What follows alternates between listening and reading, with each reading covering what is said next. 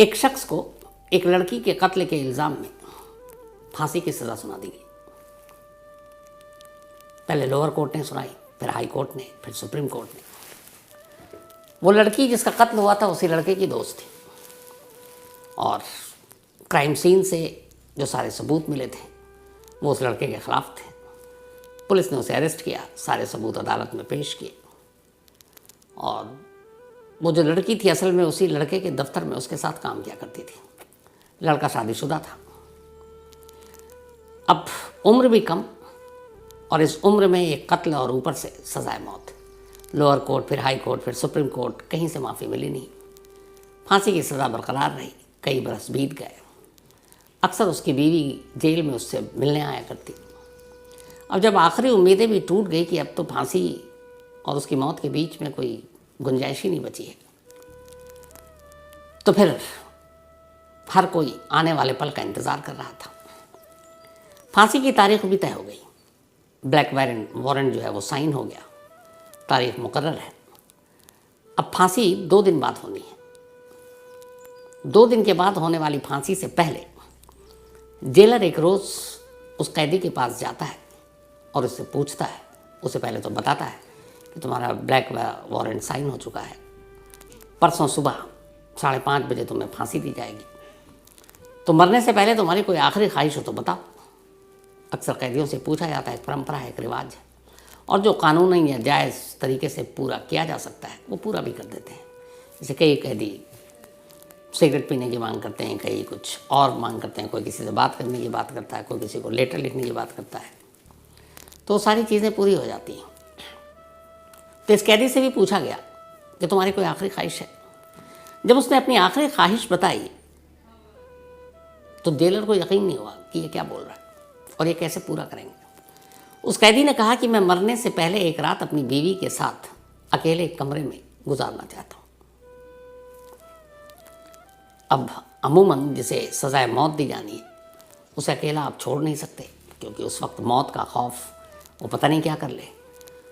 तो जो भी ऐसे कैदी होते हैं जिन्हें सजाए मौत मिली हुई है और बस ब्लैक वारंट साइन हो चुका है, लगातार उनके सेल में रोशनी होती है, नजरी होती है, कोई लगातार उन्हें देख रहा होता है, उसके आसपास कोई ऐसी चीज़ नहीं होती जिससे वो खुद को नुकसान पहुंचा सके। अब यहाँ एक मरने वाला जेलर को अपनी आखिरी ख्वाहिश बता रहा और कह रहा है कि बस मैं ये चाहता हूँ कि मौत से पहले एक रात मैं और मेरी बीवी एक कमरे में हो और वहाँ कोई और ना हो। जेलर ने अपने सीनियर अफसरों तक बात पहुँचाई। ये हुआ कि जब से वो जेल में बंद है इन सालों में उसका बिहेवियर बहुत अच्छा रहा है। वो एक सीधा साधा कैदी है, कभी कोई हिंसा भी नहीं की, कभी गुस्सा भी नहीं किया और बड़ी शराफत के साथ जेल में अपनी सज़ा काट रहा था।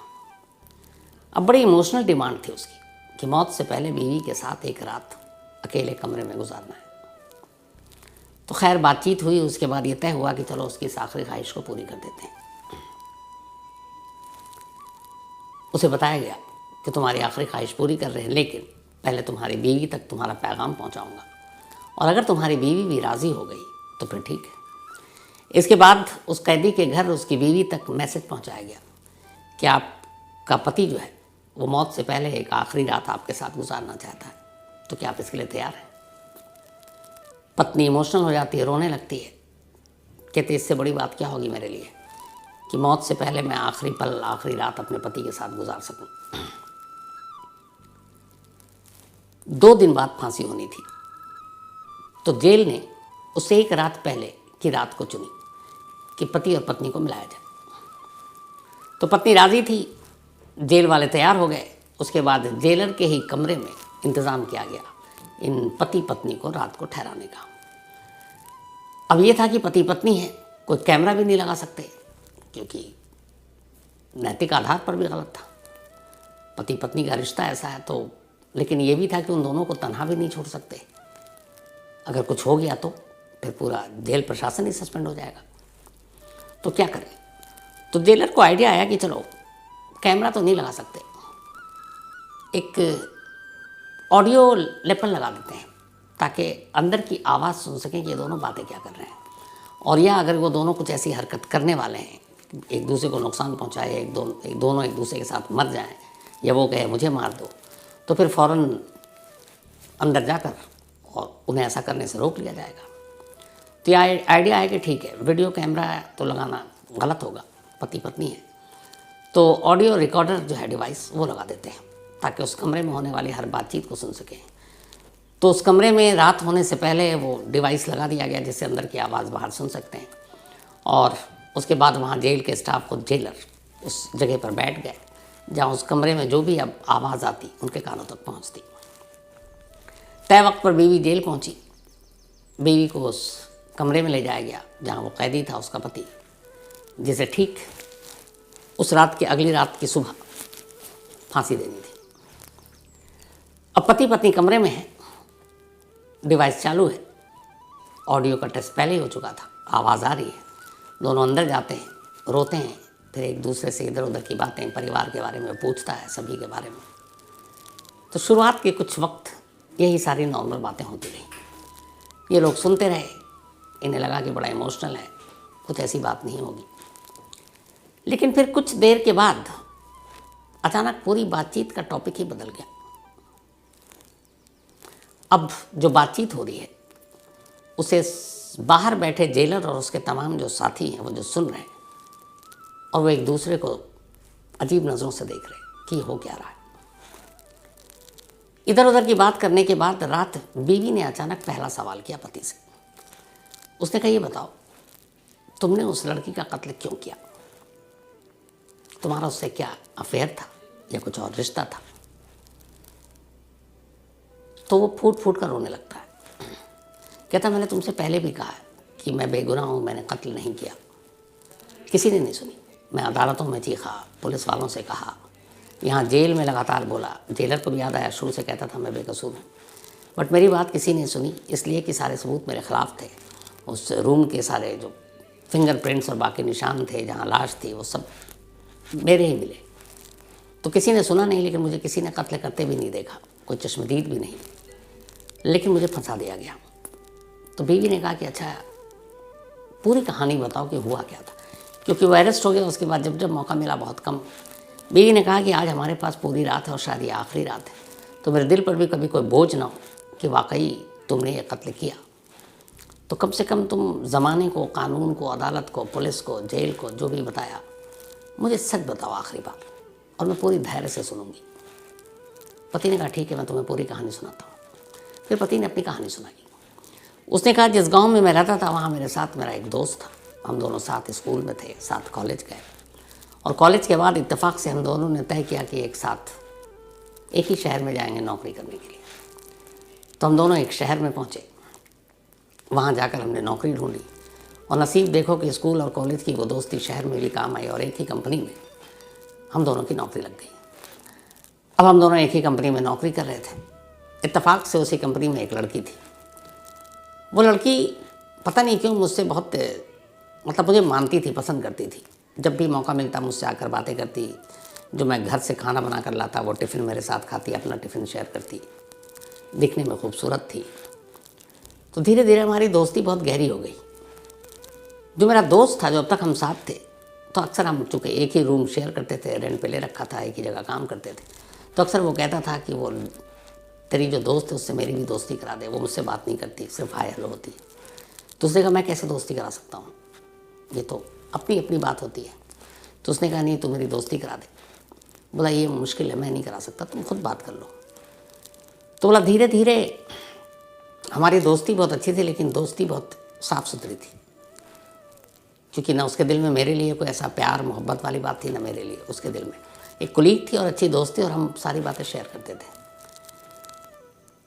उसने कहा कि एक रोज़ उसने अचानक कहा, जिस दिन छुट्टी थी, कि मैं तुम्हारे घर आऊँगी और कुछ तुम्हारे लिए खाना बना कर लाऊँगी, मेरी माँ बनाएगी, और तुमसे बातें भी हो जाएगी। तो उसने कहा ठीक है, आ जाओ। तो बोला वो संडे की छुट्टी थी।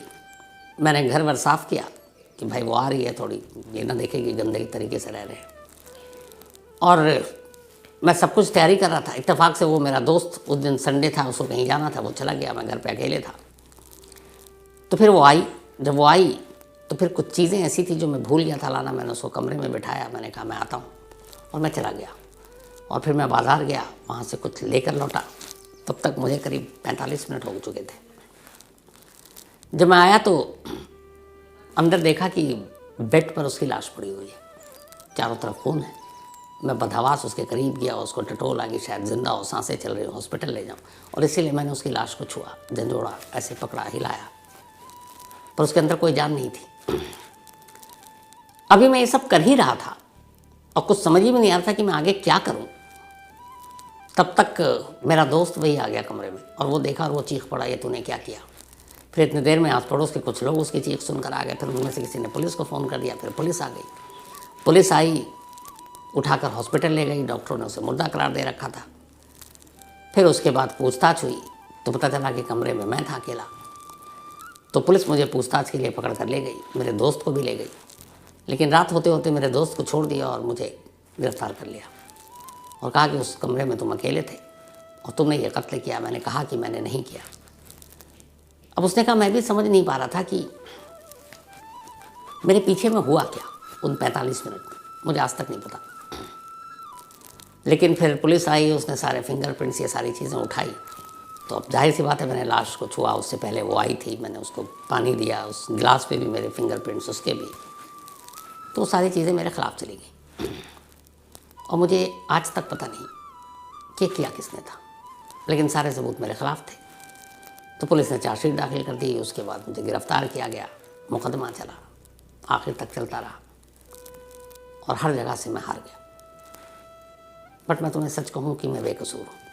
तो उसने, ये बीवी ने कहा कि अच्छा ये बताओ कि मैं तुम्हारी बातों पे यकीन कर रही हूँ, लेकिन तुम्हें क्या लगता है उन 45 मिनट में कौन आ सकता तुम्हारे घर पर, और कोई ऐसी बात जिससे तुम्हें लगे कि इस केस पे रोशनी डाल सकती है। अगर तुम बेकसूर हो तो किसी ने तो मारा है, कोई तो कातिल होगा। उसने कहा मुझे खुद समझ में नहीं आ रहा है। फिर कहता है कि एक ही बात मन में आती बार बार, लेकिन वो मैं किसी से इसलिए नहीं कहता कि मेरे पास कोई सबूत नहीं है। तो उसने कहा क्या आती है, कभी तुमने मुझे भी नहीं बताया। उसने कहा कि जिस दिन वो आ रही थी उस रात मैंने अपने दोस्त से शेयर किया था कि कल वो आएगी, थोड़ा घर वर साफ़ करना है। तो उसने बहुत इंटरेस्ट लेके पूछा था अच्छा कितने बजे आएगी। वो सारी चीज़ें पूछने के बाद जब सुबह उठा तो उसने कहा कि जब वो आने का वक्त था उससे थोड़ी देर पहले उसने कहा कि मुझे कुछ काम है, मैं जा रहा हूँ। मैंने उससे कहा भी रुक जा, उससे मिल लेना। उसने कहा नहीं मुझे कुछ काम है, वो चला गया। तो मुझे ये बड़ा अजीब लगा। रात को वो बहुत इंटरेस्ट ले रहा था, सुबह अचानक उससे ऐन पहले वो चला गया और हमारे घर में और कोई कभी आता नहीं है। और फिर जब ये सब कुछ हुआ उसके 5 मिनट के बाद वो अचानक घर के अंदर था मेरा दोस्त। तो मुझे ये भी समझ में नहीं आया कि वो उसने कहा था कि मैं शाम तक लौटूंगा और उसी वक्त लौट आया। और जब मैं ऐन लाश के पास था, उसको देख रहा था, वो आया और उसी ने ज़ोर से वो चीखा और उसकी चीख सुनकर आस पड़ोस के लोग आ गए और उन्होंने पुलिस को फ़ोन किया। तो बस एक शक है मेरे मन में कि कहीं मेरा दोस्त तो इसके पीछे नहीं है, लेकिन बचपन से मैं उसे जानता हूँ, वो कम से कम कत्ल नहीं कर सकता और मैं उसका इतना अच्छा दोस्त हूँ कि मुझे झूठे केस में फंसा भी नहीं सकता। लेकिन मन में है कि फिर और कौन, तो और कौन का जवाब मिलता नहीं, ले देकर बात उसी पर आकर रुक जाती है। लेकिन उसके ख़िलाफ़ आज तक मुझे कोई सबूत मिला नहीं, तो मैं कुछ बोला नहीं। ये कहकर फिर वो बीवी से कहता है कि देखो मैं बेकसूर हूँ, मैं कम से कम दुनिया क्या कहती मालूम नहीं, मरने से पहले तुम्हारा भरोसा जीतना चाहता था, तुम्हें यकीन दिलाना चाहता था कि तुम्हारा पति ऐसा नहीं और मेरा उस लड़की के साथ कोई अफेयर नहीं था, हम बहुत अच्छे और सच्चे दोस्त थे और मैंने उसका खून नहीं किया। बीवी कहती है कि मैं तुम्हारी बातों पर यकीन करती हूँ। इसके बाद वो पूरी रात दोनों रोते हैं और बातें कर रहे हैं। इधर बाहर जेलर और उसके तमाम साथी उसकी कहानी सुन रहे हैं और वो बातचीत रिकॉर्ड भी हो रही है। सुबह हुई, वक्त ख़त्म हुआ पति और पत्नी के मिलने का। कैदी की आखिरी ख्वाहिश पूरी हो चुकी। आखिरी बार पत्नी अपने पति को गले लगाकर रोते हुए विदा लेती है, जेल से चली जाती है। उधर जेल से चली जाती है, इधर कैदी जेलर को थैंक्स बोलता है और जेलर और उसके बाकी साथी सब अजीब उलझन में कि जो पूरी रात हुआ, जो उन्होंने सुना, वो क्या था। क्योंकि कैदी को भी नहीं मालूम और उसकी पत्नी को भी नहीं मालूम कि उस कमरे के अंदर दोनों जो बातचीत कर रहे हैं, ये बातचीत कोई सुन भी रहा है। ये बातचीत शायद सिर्फ उन दोनों के बीच की थी, तो इस बात से अनजान थे कि उनकी बातचीत बाहर कोई सुन रहा है। तो इसका मतलब ये हुआ कि जब वो अनजान थे, उन्हें कुछ पता नहीं, तो जो भी दोनों अंदर बात कर रहे थे वो सच बात कर रहे थे। किसी को सुनाने के लिए नहीं, किसी को बहकाने के लिए नहीं, बल्कि दो पति पत्नी के बीच की आपसी बातचीत थी। जेलर को यकीन हो गया कि वो बेकसूर है, पर फिर कौन? उसे लगा कि पक्का उसका दोस्त ही कातिल होगा। जेलर ने फ़ौरन ऊपर अपने सीनियर अफसरों से बात की।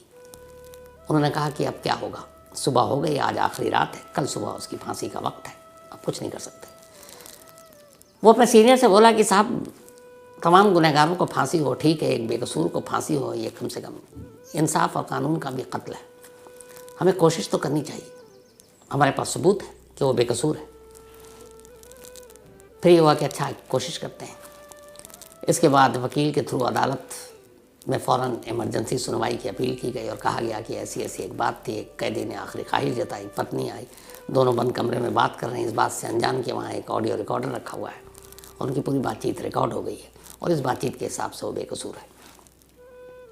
तो प्लीज़ इसकी फांसी पर फ़िलहाल स्टे लगाया जाए और इस केस की नए सिरे से जाँच की जाए। जब ये सारे सबूत कोर्ट के सामने आए तो कोर्ट भी कन्विंस हो गया। उसने कहा बिल्कुल, बेशक लेट हो लेकिन गलत फैसला नहीं होना चाहिए, इसलिए इस केस की नए सिरे से जांच शुरू की जाए। कोर्ट ने ऑर्डर दिया और तब तक इसकी फांसी की सज़ा को मुलतवी की जाए और पुलिस को हुक्म दिया कि अब इस मामले की जांच करो। फांसी की तारीख कैंसिल हो गई, ब्लैक वारंट कैंसिल हो गया। ये बात जब उसको बताया गया, उसकी फांसी से मतलब फांसी में कुछ घंटे बाकी थे, यकीन नहीं हुआ, समझ नहीं आ रहा था कि वो रोए कहाँ से। उधर खैर पुलिस ने दोबारा मामले की तफ्तीश की, दोबारा से सारे फिंगरप्रिंट्स लिए गए, फिर उसके दोस्त के फिंगरप्रिंट्स लिए गए, मैच किया गया और फिर पता चला कि असली कातिल उसका दोस्त था। पुलिस ने असली कातिल को पकड़ा, अदालत में नए कातिल को पेश किया, नए सबूत पेश किए गए और जो फांसी के तख्ते तक लगभग पहुंच चुका था कुछ घंटे पहले, जिसे एक नई जिंदगी मिली, उसे रिहा कर दिया गया। वो रिहा हुआ और उसका दोस्त जो है वो जेल में है। उसका क्या होगा आगे अभी पता नहीं। तो ये थी एक आखिरी ख्वाहिश की कहानी। अब शुरुआत में आपको ले चलते हैं। मैंने आपसे शुरू में कहा था कि 2024 साल आखिरी दिन 31 दिसंबर, तो मैं एक ऐसी कहानी आपको सुनाऊंगा जो एक गिफ्ट होगा। 1800 से ज़्यादा, शायद 1900 के करीब मैंने आपको कहानी सुना चुका हूँ। ये पहली और इकलौती कहानी है जो पूरी आपको सुनाई, और क्यों सुनाई दोनों बताता हूँ। सोशल मीडिया पे ये कहानी लगातार अलग अलग जगहों पे तैर रही है, अलग अलग नामों से अलग अलग तमाम लोग इसको सुना रहे हैं अलग अलग प्लेटफॉर्म पर। कैसा ऐसा हुआ, शहर का नाम भी डाल रहे हैं, अलीगढ़, कैरेक्टर का नाम भी डाल रहे हैं। करीब 25 दिनों तक जितने भी अलीगढ़, उसके आसपास, यूपी के बाहर, हर जगह टटोला खंगाला, सब कुछ इस पूरे कैरेक्टर को, इस केस को, इस कहानी के ओरिजिन कहाँ से हुआ उस तक को फिर ढूंढा। और फिर पता है क्या चला? पता ये चला कि ये पूरी कहानी एक दिमागी उपज है, एक फेक कहानी है, एक फर्जी कहानी है। लेकिन एक जगह ये कहानी सुनाई गई तो फिर कई लोगों ने अलग अलग तरीके से इसको सुनाना शुरू किया। हमारी क्राइम तक फैमिली मेम्बर के कई मेल आए और इसको महीनों हो गया। मैंने कहा इस तरफ ध्यान नहीं देना चाहिए, लेकिन टीम को लगाया कि चेक करो। चेक किया तो पता चला कि ऐसी कोई कहानी कभी है ही नहीं। ये असल में एक दिमागी कहानी, क्रिएट की हुई कहानी है। तो हकीकत इस कहानी की आखिर में इसलिए बताया कि शुरू में बताता तो फिर आप कहते यार कि ये क्या कर रहे हो। तो कहानी कुल मिलाकर बहुत अच्छी है लेकिन सच्ची नहीं। मुझे लगा साल का आखिर 31 दिसंबर, थोड़ा सा कहानी में कुछ ट्विस्ट लानी चाहिए। तो ये पहली और आखिरी असली कहानी नहीं, फर्जी कहानी आपको मैंने सुनाई। तो इसको सीरियस मत लीजिएगा, बट कहानी अच्छी है जिसने भी बुनी है। जो पूरा प्लॉट है इसका वो भी बहुत अच्छा है।